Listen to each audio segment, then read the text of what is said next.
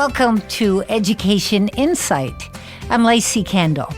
On today's show, we're taking a close look at the efforts to remove cell phones from kids during class time.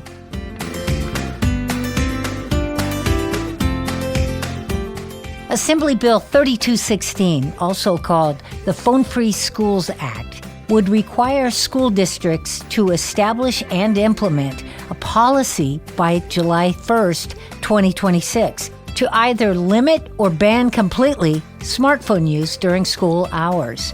Governor Newsom, a supporter of restricting cell phone use in schools, is expected to sign the bill. Recently, Newsom sent letters to school districts and urged them to begin limiting student smartphone use on campus. According to Newsom's letter, quote, "Every classroom should be a place for focus, learning, and growth. By working together, educators, administrators, and parents can foster an environment where students are fully engaged in their education, free from phone distractions and the pressures of social media." End quote. You may remember back in 2019, Newsom signed a law giving school districts the power to regulate student cell phone access during school hours. Once the governor signs this bill, California will become the fifth state in the United States to impose a ban on cell phone use in schools.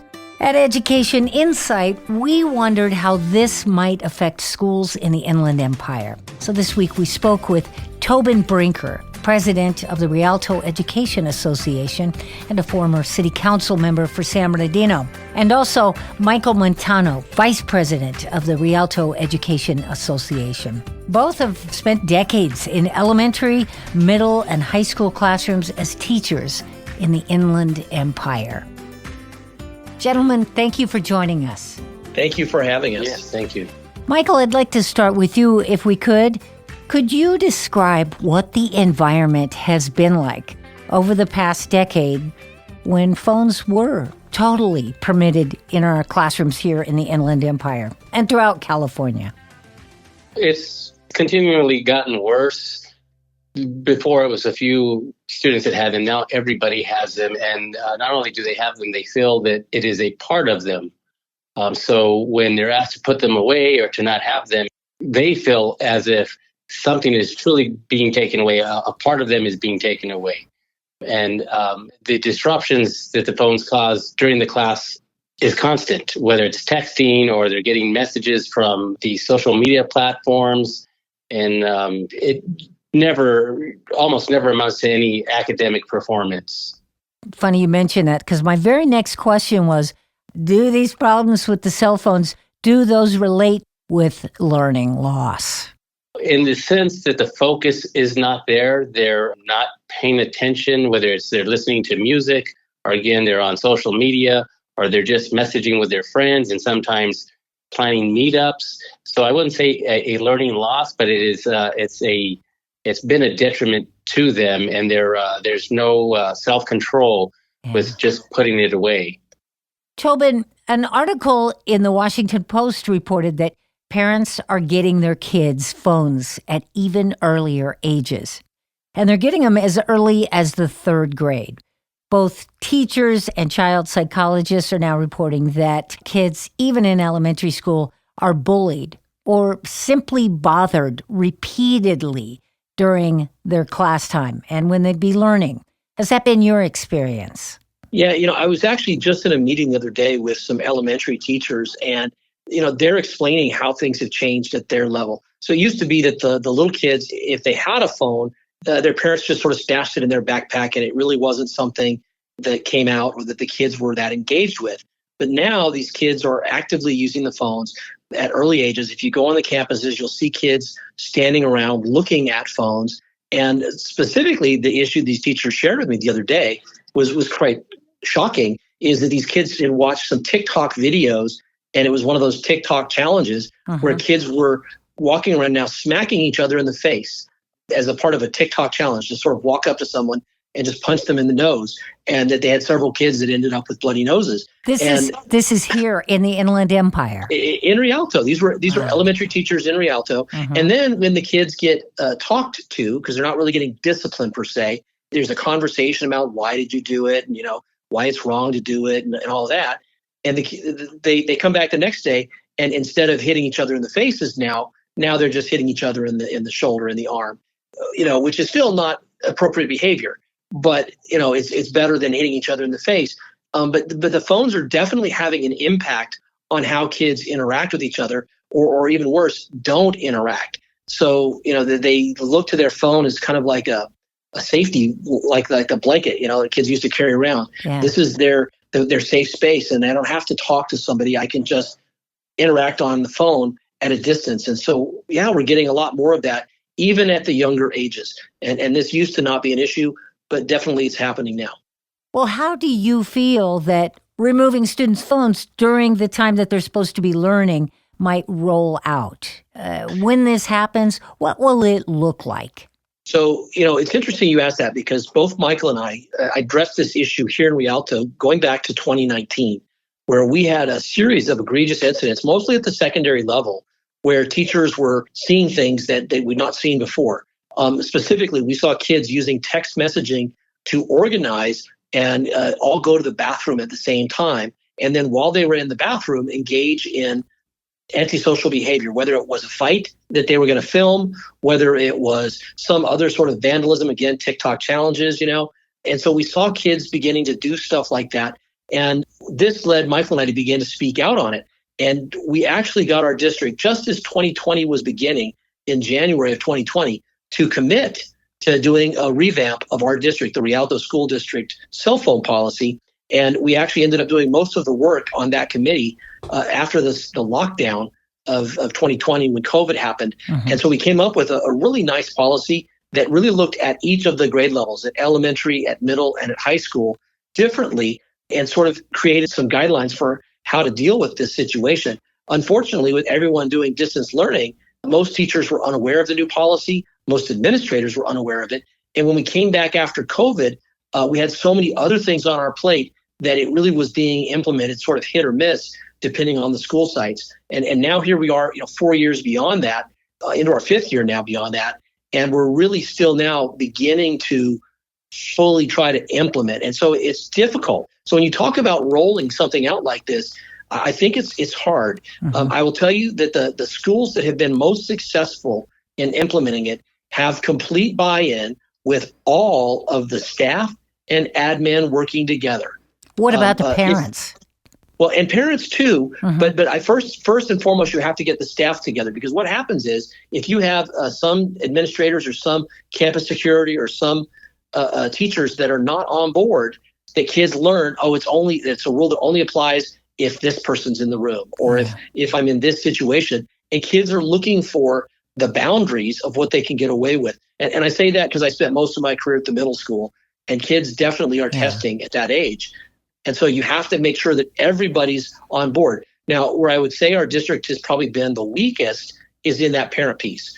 We do a lot of other types of parent communication, but I don't know that we've done a lot to help educate our parents. But having said that, when you talk to parents, I think they've become aware too, because the kind of bad behavior we're seeing at school, I think they're also seeing at home with kids that are tuning them out, right? Mm-hmm. And they're not going to put up with it, when a kid is ignoring you at home.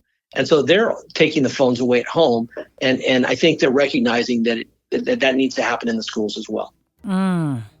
We're speaking with Tobin Brinker and Michael Montano, the president and vice president, respectively, of the Rialto Education Association.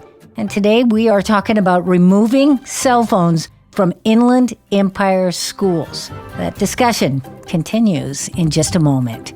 This is Education Insight. I am Gavin, and I am in 7th grade.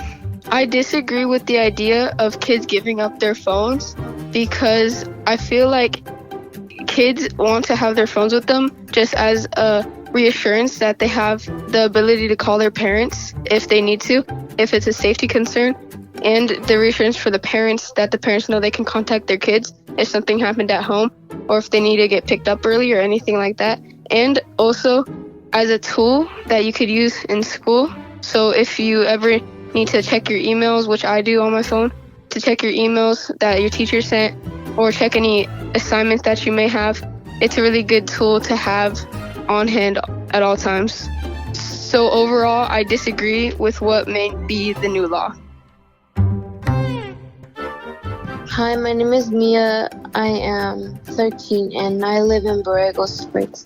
For me, I feel relieved about the new policy because when I was in 6th grade, my bullies would record me and laugh at me, and I feel like a pain off my back about the policy. So I feel like relieved, like I'm glad that they created this policy.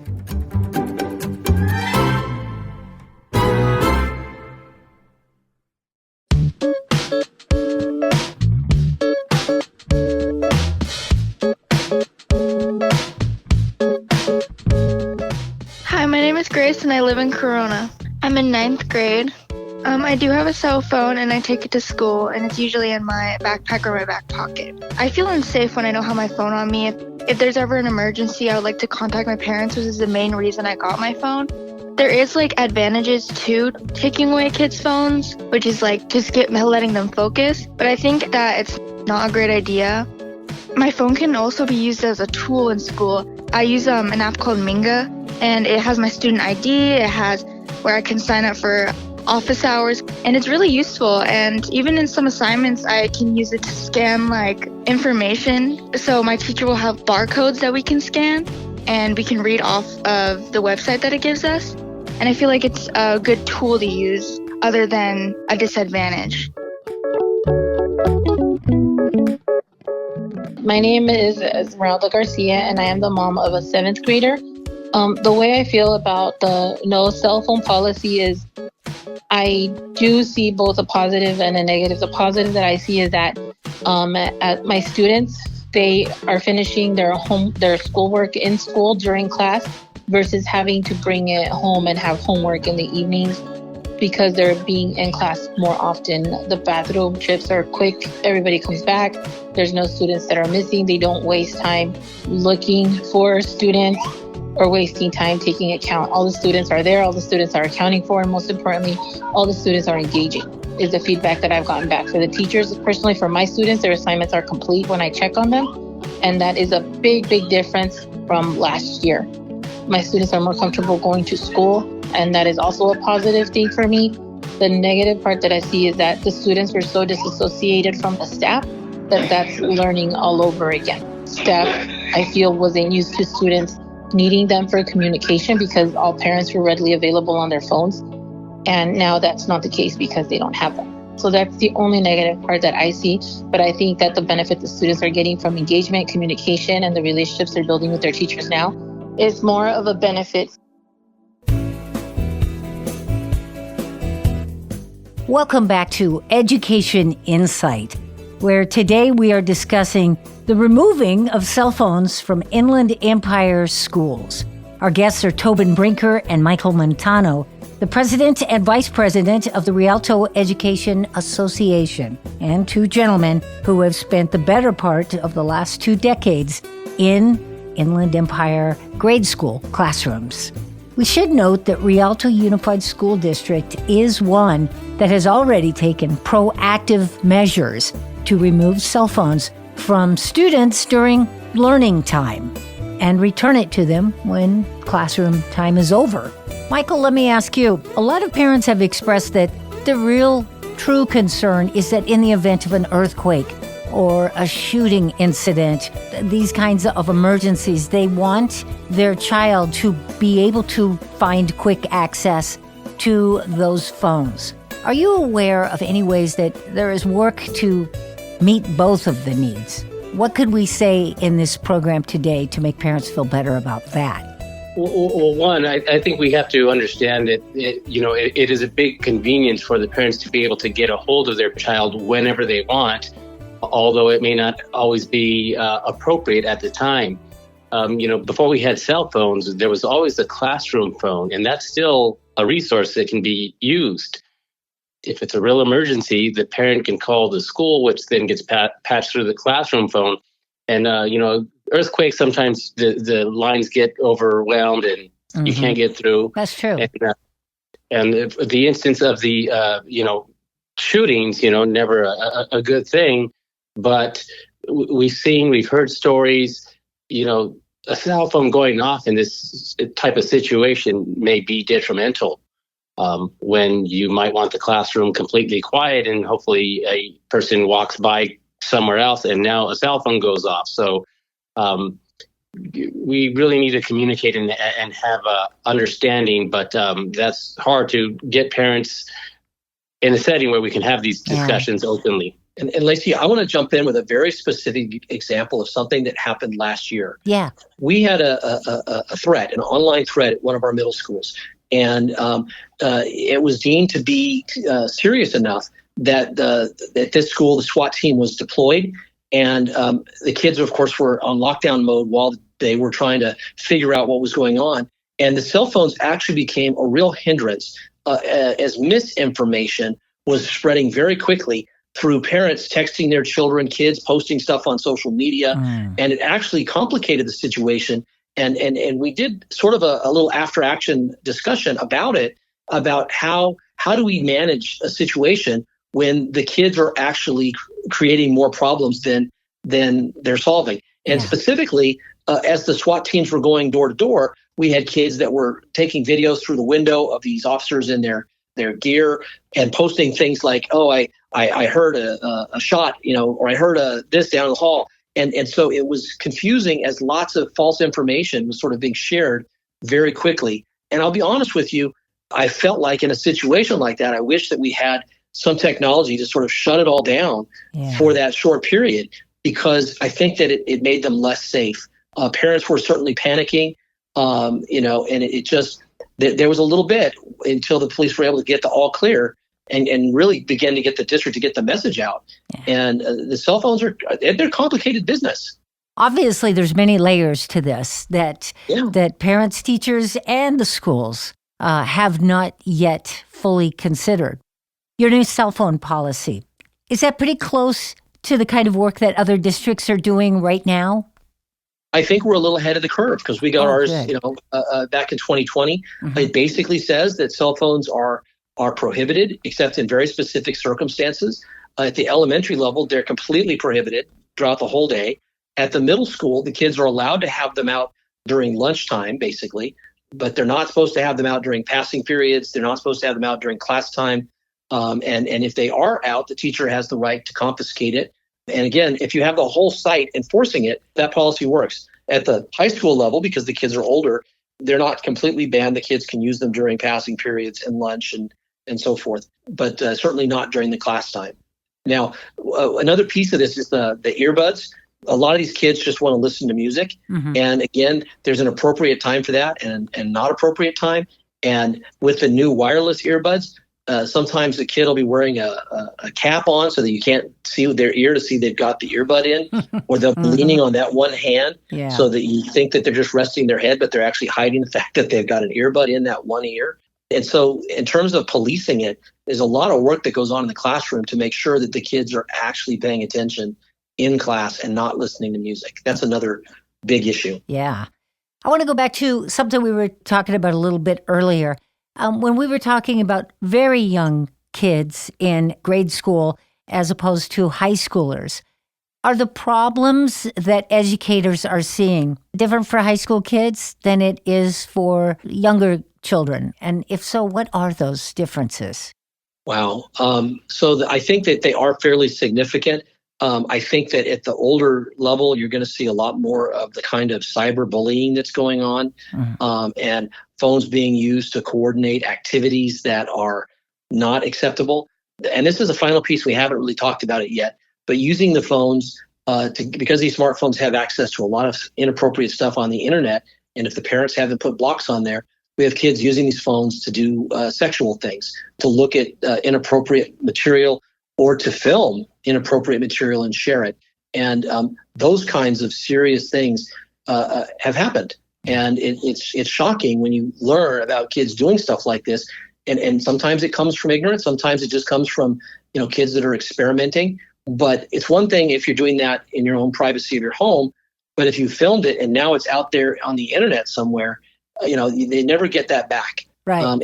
It follows them. And that's the part that's just brutal. We've got to do a better job for these middle school and high school kids to really educate them about the consequences of of that kind of behavior. And I don't think we're doing a good enough job there right now, to be honest with you.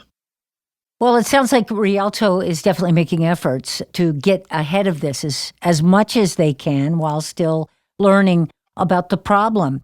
How do you hope that these changes that your district is making due to the governor's urging, how do you think that's going to affect Rialto kids' learning and actual test scores going forward?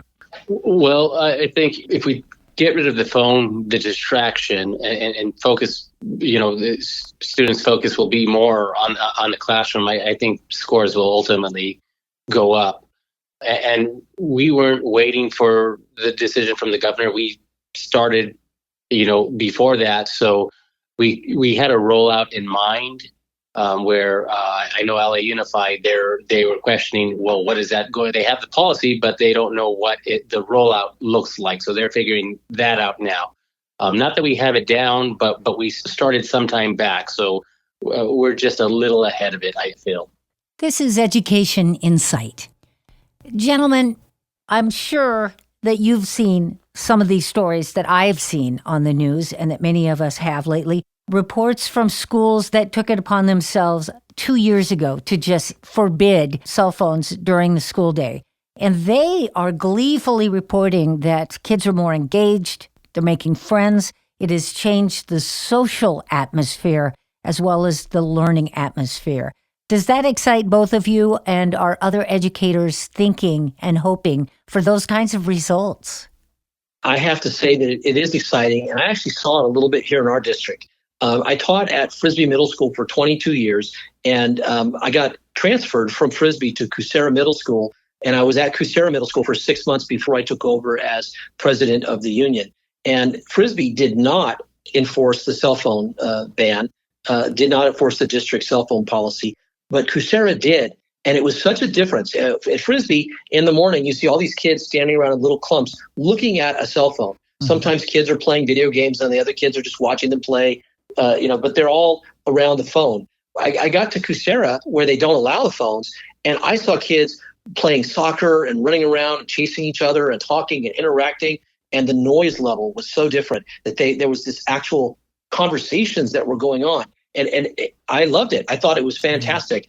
And they had a new administration the year that I got there. And I think they realized real quickly how different it was too. And they quickly committed to maintaining that policy that the previous administration had put in, which was to strictly follow the district cell phone policy. And that meant the kids couldn't have their phones out. And it really makes a big difference, I think. And they get to act like kids again. Yeah. How about you, Michael? You excited about what might become of these changes? I don't think it might. I think it will. There are some videos where students have been interviewed where this has been done, and they are completely grateful. The tether has been broken for them, and their social skills have improved. They are actually socializing. Instead of, at some schools, you can have a group of 4 or 5 students, and instead of talking, they're messaging each other, even though they're 2 feet apart. So, yeah, I think it will be great. And, I think once it gets going, it'll just kind of snowball, and students will see what they've been missing out on with real social interaction instead of this online through the phone interaction. Yeah. For my last question, I'm going to ask both of you to give me either a verbal thumbs up or a verbal thumbs down. How are teachers feeling about removing phones during learning time? Are they for it or not? So I would say that the ones I've talked to are overwhelmingly for it. At least here in Rialto, most teachers that I talk to really feel like the phones have been detrimental to the culture of the school, to the academic success of their students. And frankly, they're just tired of this game of, and I'll call it like whack-a-mole, of trying to keep the kids from looking at their phones or like I mentioned before with the earbuds, trying to find the earbuds so the kids are actually paying attention. Yeah. And so I think that teachers are excited for this opportunity. So a strong thumbs up for me in terms of what I think the teachers feel. I would say that most of the teachers are definitely a thumbs up. In the past, the phone issue was something that a hill that teachers weren't willing to die on. Yeah. But now that the district is behind it, they're willing to do their part more. And so that will make a huge difference for us. And I'm going to go a step further. The fact that it's coming from the state takes a lot of pressure off everyone else here in the local community, because nobody wanted to be the bad guy and have to tell parents, hey, sorry, your kid can't have a phone. But now it's easier. We can just blame the state, right? Oh, the state did this. But we're all kind of gleefully going along with it because we know it's the right thing to do. And so I feel like it gives us some breathing room to actually implement this, because it is going to be statewide. Yeah. Thumbs up or thumbs down? Students? Oh, okay. So the kids. Wow. I think that's more mixed. Oh, is it mixed? I have a feeling. Yeah. I have a feeling once they get a chance to see what life is like without having their phone out all the time, that they're going to generally be happier. Based on the research I've read and the things that I've seen, I think that they'll enjoy it better. But I think initially there's going to be a lot of upset kids who are still going to want to try to sneak their phones. It's going to take a while to shift that culture. On the telephone, Michael Montano, the Vice President of the Rialto Education Association, and for many years, an English instructor at Rialto High School. And also our friend Tobin Brinker, President of the Rialto Education Association. Many will remember him as a former city council member in San Bernardino for nearly 23 years, a school teacher at Frisbee Middle School in Rialto. Gentlemen, good luck with the big change, and thank you so much for joining us and taking our call. Thank you for having us. With so many new issues challenging our teachers and our parents, there is one very powerful force of good that is bringing both together for the growth of our kids and our schools. If that too sounds new, it's not. Next week, we will reintroduce you to a group you've known since you were very young, the PTA. Join us for that and so much more on next week's Education Insight. I'm Lacey Kendall. Have a great week. Education Insight is produced in partnership with KVCR San Bernardino. Our executive producer is Jacob Poor. And our production engineer is Tyler Veazey. Alyssa Silva is our production assistant. And Lacey Kendall is your host. Support is provided by College Futures Foundation. Growing Inland Achievement. Working together for inland education and economic success. Join us again next week for Education Insight.